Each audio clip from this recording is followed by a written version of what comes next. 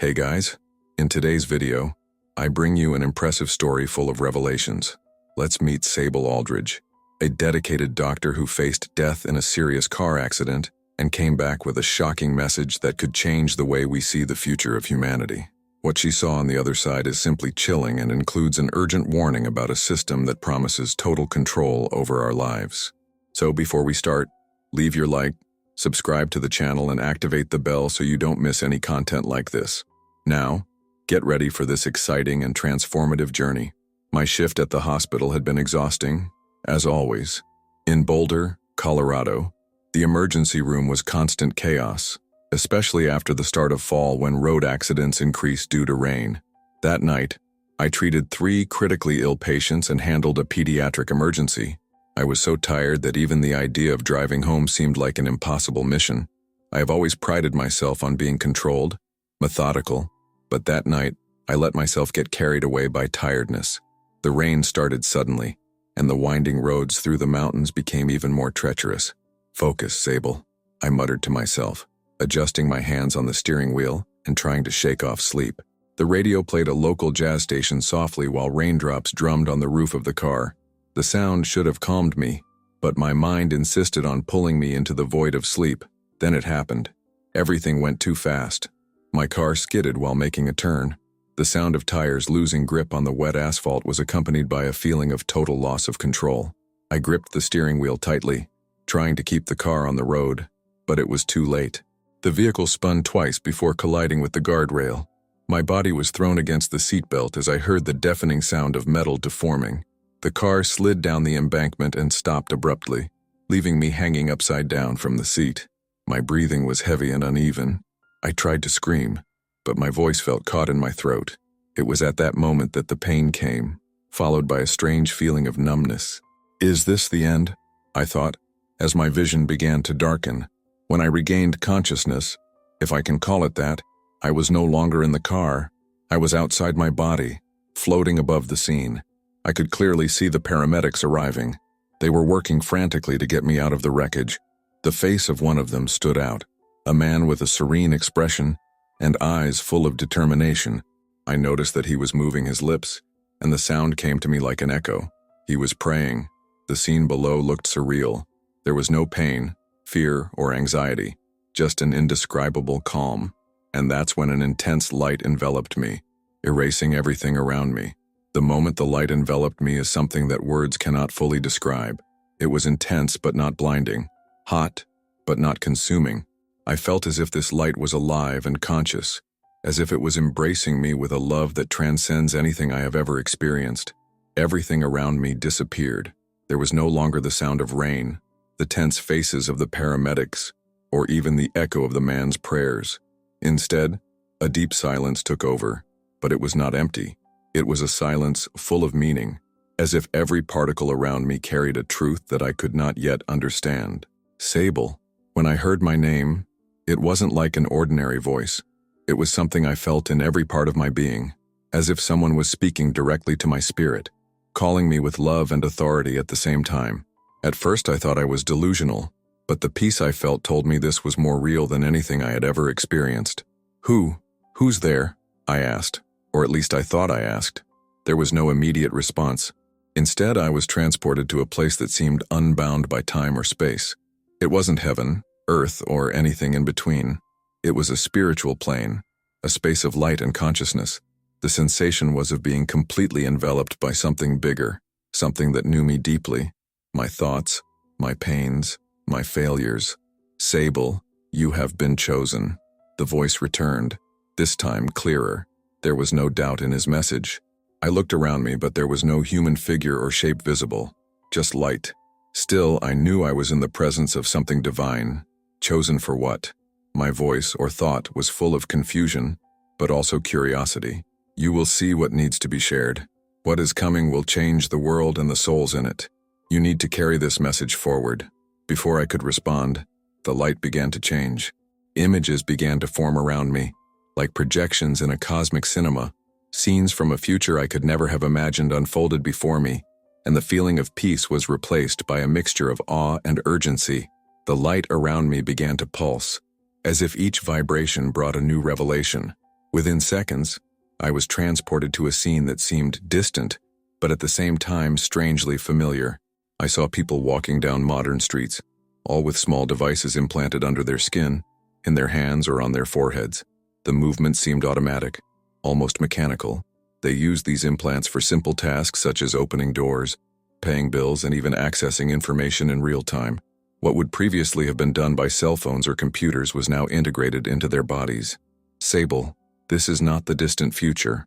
This is the beginning of something greater, something that will change humanity profoundly, said the presence, with a calm that contrasted with the weight of the images. I observed how these technologies were gradually accepted. It was as if they had been introduced as a practical solution to modern problems, queues, fraud, even accessibility for people with disabilities. At first, it seemed harmless. I saw happy families implanting devices in their children, as if it were a vaccine or something essential for life. But the scene changed. What once seemed functional and practical became a control mechanism. People who did not have the implants faced difficulties in carrying out basic tasks. They could not access public transport, do banking, or even buy food, and, in many cases, they were excluded and seen as pariahs. This system will be adopted in the name of convenience, the presence continued. It will be promoted by world leaders and even religious figures, who will defend it as necessary and beneficial. I watched as global crises began to emerge: economic collapses, bank failures, large-scale natural disasters. These events created an atmosphere of fear, and technology was presented as the ultimate solution. This is not the final mark, but the preparation for something more serious, warned the presence. The images became even more unsettling. I saw how the technological system not only controlled people's actions, but also shaped their minds. Children who grew up with implants saw technology as a natural part of their lives. Their emotional and spiritual connections seemed erased, replaced by a cold, calculating dependence on the system. The true danger is here, the voice echoed, as it showed how gradual acceptance robbed people of their ability to discern spiritual truth. I saw religious leaders promoting these innovations as compatible with faith, but it was clear that people's spiritual essence was slipping away. At that moment, my heart sank. What seemed like a benign advance was actually a slow disconnection from what made us human. You must warn them, Sable, the voice told me. Not everyone will listen, but those who resist will find strength and purpose beyond what they can imagine. The visions changed again, and what I saw next was even more disturbing. I was taken to a space where the consequences of the technological system were clearly visible. It was as if the world was divided into two groups, those who accepted the system and those who resisted it. I saw people who had adopted the implants. Even though they looked functionally normal, there was something strange about their eyes, an emptiness, a disconnection. They continued with their routines, some still practicing their religions. The churches were full of people who prayed mechanically, but the essence of faith was absent. It was as if the words spoken were empty, soulless. These, said the presence, have sacrificed their connection to the divine for convenience and security. The system they have accepted affects their consciousness, making them insensitive to spiritual truths. Although they maintain an appearance of faith, they are spiritually dead. The impact of technology went beyond outward behavior. I saw how their minds and emotions were manipulated. Important decisions were no longer made voluntarily, but influenced by algorithms programmed to direct their lives. They seemed happy, but the joy was artificial, programmed. Suddenly, the scene changed. I was transported to another place, where I met the second group, those who resisted the system. They were spread across different parts of the world, living in small, hidden communities. At first, it seemed that they faced extreme difficulties, food shortages, social exclusion, and constant surveillance. But there was something different about them.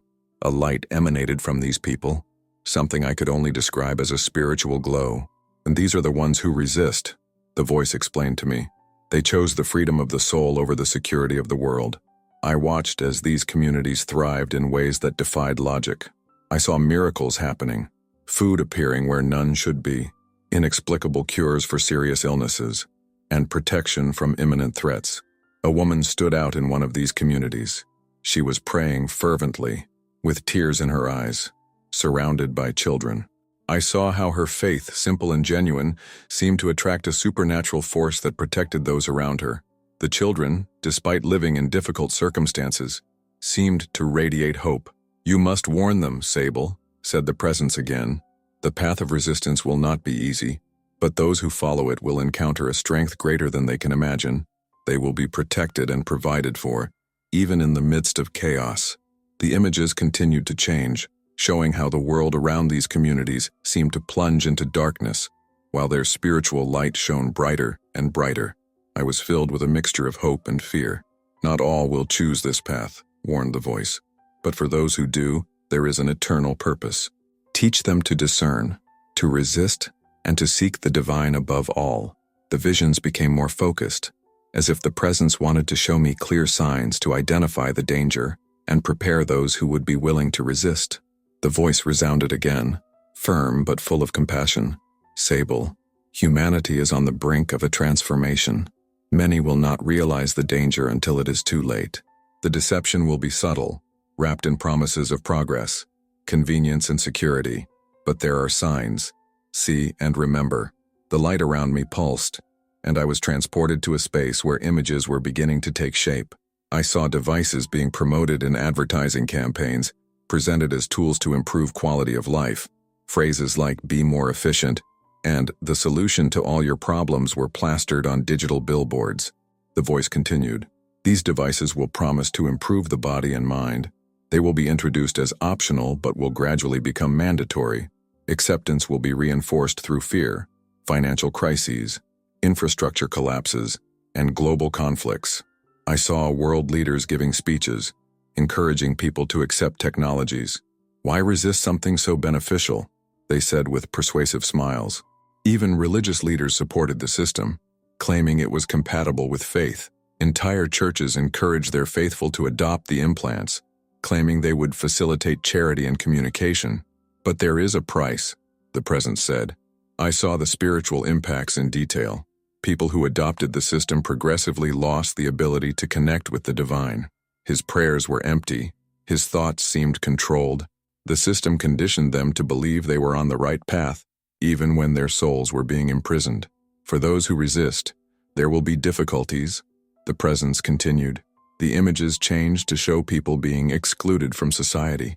They had no access to basic goods, services, or jobs. But at the same time, these people demonstrated unshakable faith. "Preparation is essential," said the voice. I was inundated with clear instructions. Strengthen the spiritual relationship with the divine.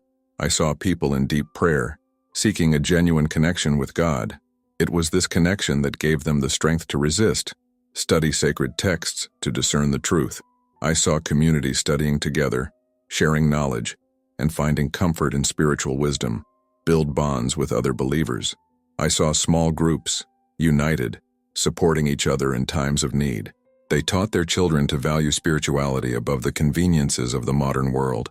Lastly, the presence said, "The biggest mistake will be to make people believe that losing spiritual connection doesn't matter. Teach them to value their souls above all else." At the end of this vision, my heart was heavy, but also full of determination. The message was clear. Time was short, and spiritual preparation was the only defense against what was to come. As the light began to fade around me, I felt a strange mix of peace and urgency. The visions were still fresh in my mind, but something was changing. My spiritual body, which until then had felt light and without limitations, began to feel heavy. An invisible force seemed to pull me down, as if calling me back to the physical world. "Sable," the divine presence spoke one last time, with unmistakable authority. "Remember what you saw. Your life now has a greater purpose. Share what has been revealed to you, even if few believe it. There will be resistance, but I will be with you." Before I could respond, the light disappeared completely, and I was thrown back into my body with overwhelming rapidity. It was like falling from an infinite height. I felt a burst of pain and a distant sound, like muffled voices calling my name. I opened my eyes suddenly, panting, as if I had emerged from a deep dive. The fluorescent light of the hospital was blinding, but my vision soon focused on a familiar face. Daniel Mercer, the paramedic I had seen in my out-of-body experience. He was next to me, holding my hand. "You're back," he exclaimed, with a smile that mixed relief and joy. His eyes were bright, and I knew he had prayed for me. What happened? My voice was hoarse, almost inaudible. You were dead for 7 minutes and 23 seconds, he replied, his voice still choked with emotion. We didn't think we could make it, but something happened. I felt like you were in good hands. Daniel looked up for a moment, as if recognizing something bigger. As he spoke, my mind was still trying to process everything that had happened. I could feel my heart beating, my body aching, but my soul felt different. Something inside me had changed irrevocably. Doctors came into the room, running tests and checking my vitals, but my mind was elsewhere. The images of the visions and the words of the divine presence were engraved on me, as vivid as if they were still happening. Later, when I was alone, Daniel returned to the room. He looked hesitant, as if he wanted to say something important. While we were trying to revive you, he began, I felt something different, like a greater force was here with us. Do you remember anything? I looked at him, knowing the answer would change my life. Yes, I replied, with tears in my eyes. And you need to know, too. It was at that moment that I realized the real journey was just beginning. After I left the hospital, everything seemed different. Even the most ordinary things. The sound of cars on the streets, the smell of fresh coffee, the smile of a stranger, seemed charged with a deeper meaning. But along with this new realization came a huge weight. The visions I had received were not just distant memories. They were warnings that I now saw unfolding around me. Getting back to my routine seemed impossible. My old life as a doctor, focused on saving lives within a system that now seemed so small compared to what I had seen, was no longer enough for me. I spent weeks watching the news, connecting the dots between what was happening in the world and the images I was shown. It was during one of those sleepless nights, watching a debate program on TV, that something caught my attention. One of the guests was Gregory Thorn, CEO of a technology company called Nexus Innovations. He was presenting a new line of technological implants that promised to revolutionize access to healthcare, work, and everyday life. With these devices, he said with a confident smile, we can eliminate human weaknesses. Imagine a world where there are no queues, fraud, or medical errors. Technology can improve our lives in every aspect. The words echoed in my mind, as if they had come directly from the visions. It was him. Gregory Thorn was the face of the future I had been shown, the man who would lead the introduction of technology that would compromise humanity's spiritual connection. I knew I needed to take action, but where to start? It was then that I remembered Daniel Mercer. There was something about him, a simple but unshakable faith, that I knew could help me. I found the courage to call him and tell him parts of what I had seen. Sable, he said, after listening quietly, that's not crazy. Lots of people are having experiences like yours. I know someone who can help you spread that message. He put me in touch with Miriam Hartley, an investigative journalist who already had a reputation for blowing the whistle on big corporations. When we met, she was skeptical, but as I told her my story, her eyes began to light up with something that seemed like a mixture of curiosity and fear. Do you have any idea how dangerous this could be? Miriam asked. Yes, I replied, holding her gaze. But I can't ignore what I saw. Over the next few days, Miriam and I began to connect the dots. She had confidential documents on the development of control technologies and experimental implants that seemed eerily aligned with my views. Together, we realized that changes were happening faster than we imagined, and that we would need something more powerful than words to face what was coming. The name Gregory Thorn began to appear everywhere. Miriam and I saw him in interviews, conferences, and articles, always promoting advances in technology, Nexus Innovations. He had an impressive ability to speak directly to people's hearts, mixing promises of security, prosperity, and a more efficient future. In one of his interviews, broadcast on national television, he declared, "We are in a new era. Technology is not our enemy, is our liberator. With it, we will eliminate scarcity, cure disease, and do what our ancestors could only dream of." There was something in his voice, something almost hypnotic, that made it seem impossible to disagree. However, the more I listened to it, the more I felt a chill run down my spine. He was the perfect face of the system I had seen in my visions, charismatic, persuasive, and determined to implement his worldview regardless of the consequences. Miriam was immersed in frantic research. One night, she showed me a series of documents that she obtained through an anonymous source within the Nexus Innovations. The documents revealed a comprehensive plan to introduce implants on a large scale, with strategies to persuade religious leaders, politicians, and even educators to adopt them. "This is worse than I imagined," said Miriam, as she turned the pages. "They have support from global leaders. Some of these names are influential people in the largest religious organizations in the world. They are buying into this idea." Gregory Thorn organized a global conference in Denver, not far from Boulder. He promised to reveal something that would change the way we live. Miriam and I knew we needed to be there. We got credentials as journalists and infiltrated the event, mingling with the crowd of executives, politicians, and community leaders. Thorn's presentation was impressive. He presented prototypes of the new implants, demonstrating their capabilities with holograms and futuristic graphics. The people in the room gave a standing ovation, but to me, every word sounded like an echo of the warnings I had received. "With this, we will eliminate chaos," he said, pointing to a holographic simulation. "There will no longer be a need for physical money, passwords, or even identification. Everything will be in one place, inside you." I looked at Miriam, who was pale. "He's starting the system," I whispered. After the performance, Miriam tried to confront him during a question session, but her words were ignored, and she was quickly removed by security. I remained in the room, watching Thorn as he spoke with religious leaders, including a well-known pastor who publicly supported the technology. I saw something in Gregory Thorn's eyes that wasn't just ambition. There was a coldness, almost a lack of humanity, as if he was completely disconnected from the people he sought to control.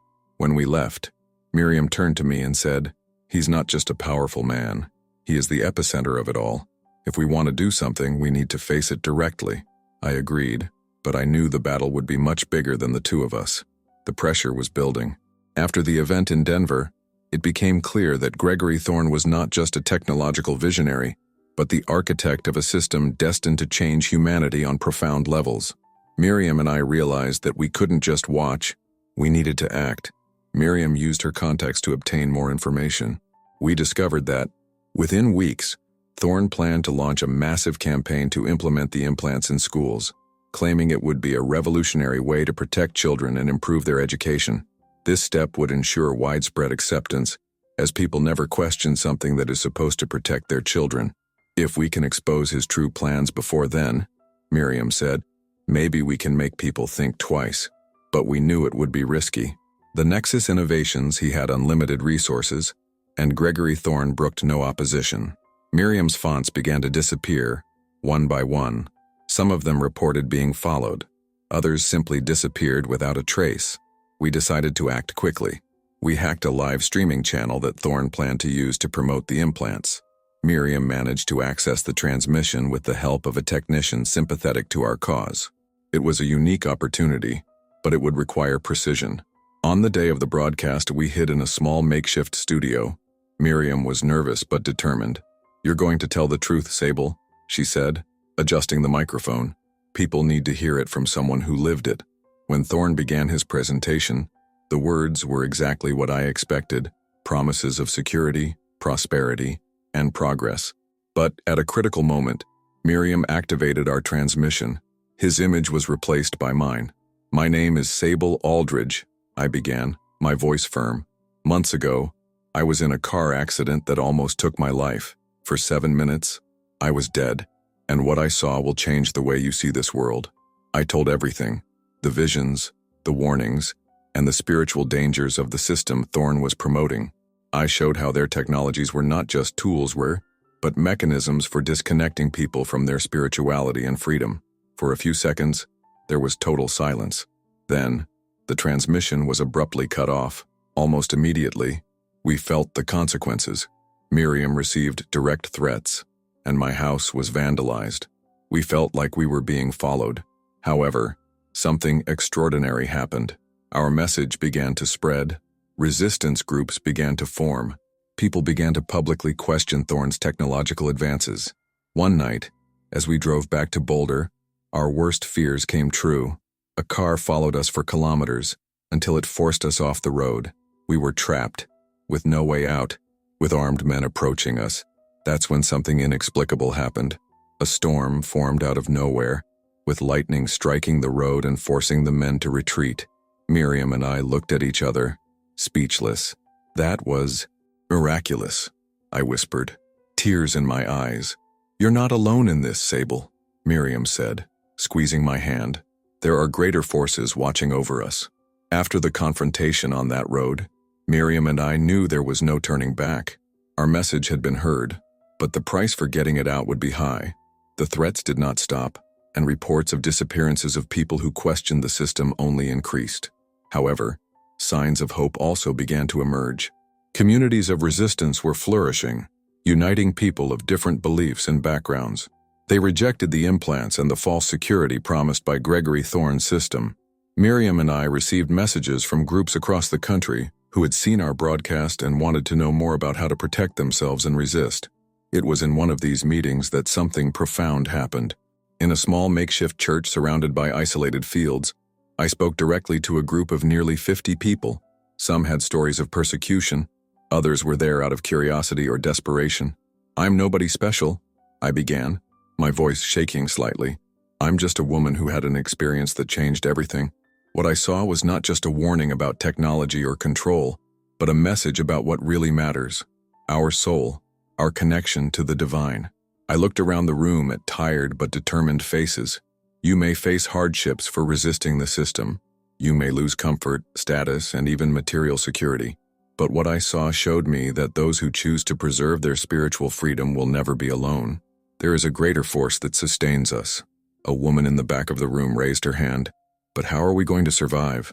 They have everything: money, power. Even the religious leaders are on their side. We are so small. I saw something else, I replied, taking a deep breath. I have seen how communities like this will be sustained, not by money or technology, but by miracles. I have seen food appear where there was none, illnesses being cured, and people being protected in times of danger. You may not believe it now, but that force is with us. I felt her that night on the road. She's here today. Miriam watched me as I spoke. After the meeting, she came over and said, "You're starting to reach people, Sable, but there's still so much to do. We need more." "I know," I replied, with a determined smile, "and I will do what I can, no matter what comes." Over the next few months, I began traveling to other communities, sharing my story.